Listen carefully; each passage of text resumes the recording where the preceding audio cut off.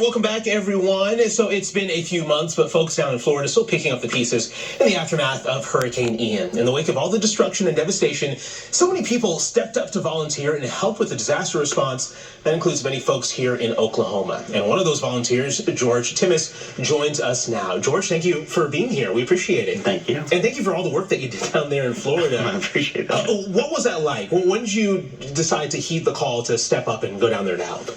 Well, I just joined the Red Cross, and part of the disaster action team is where we do single home fires and help individuals in Oklahoma and Kansas area. And a friend of mine was with the Red Cross, and he's like, I'm retired, so it's a good gig, so something to fill a void of time. And then when the hurricane hit, I was like, well, I've got free time and I can do this. So, and it's an area that I knew well, so it wasn't like I was going to go into something that I didn't know.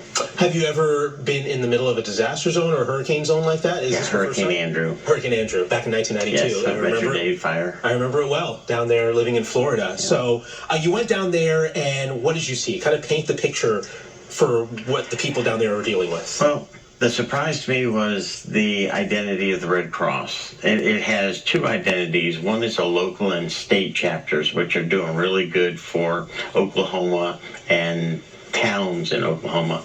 And their mission is volunteers. We need volunteers. But you have the identity of the national level of the Red Cross, and that's completely different. I think they kind of lost their footing when they hit the ground. I had 4 supervisors in the 14 days I was there, and some supervisors didn't even know the person they were replacing.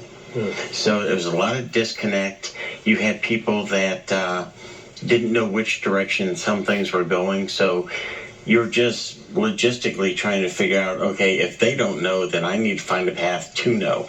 Within 13 hours of being there, I was the manager or supervisor of a disaster aid station. And that was like my area to kind of help.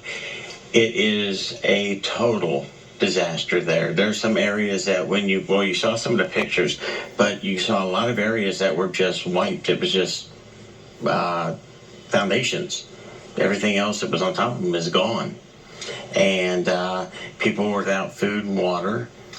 You're dealing with that every day. Hearing horror stories about people talking about being in their houses when the water level was rising so high that they were kind of trying to make a pact with each other how they were going to go. And hearing stories like that, it just kind of blinks and you just think, wow, this is horrible. Oh my gosh, that is absolutely devastating. What is the most surprising or heartbreaking thing that you saw that comes to mind while you were down there?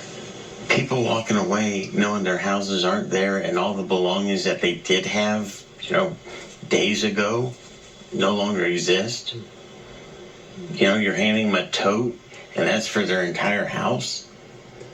You've got dreams and It's Oklahoma and tornadoes. You fall asleep, you have everything, you're asleep in your bed, the alarm goes off, you go to your safe place, you come out of your safe place, and everything you had has disappeared. And you don't want to say things like, well, at least you're alive. Well, yes, at least I'm alive. But hours ago, I had everything I needed. Now, I have nothing, and I've got my fingers crossed that I've got an insurance company that's going to stand behind me. Yeah, because the insurance situation down there is rough. It's dire because when this happens, there's no savings account for that. It's just good luck. Even people on Sanibel Island, there's a lot of wealthy families out there. They went from having a $1 million house to not, and everything they had in it is gone. All memories. Anything they had. Wow. Well, thank goodness for you stepping up and all the volunteers that stepped up and went down there. Just a few seconds left here. What would your message be to other people in terms of getting out there and volunteering? What would you tell them if they're thinking about stepping in the middle of another disaster like this? Be hope. We're on the way. All right. Very well said. Sir, thank you for everything you did down there. We appreciate it. And welcome back home here in Oklahoma.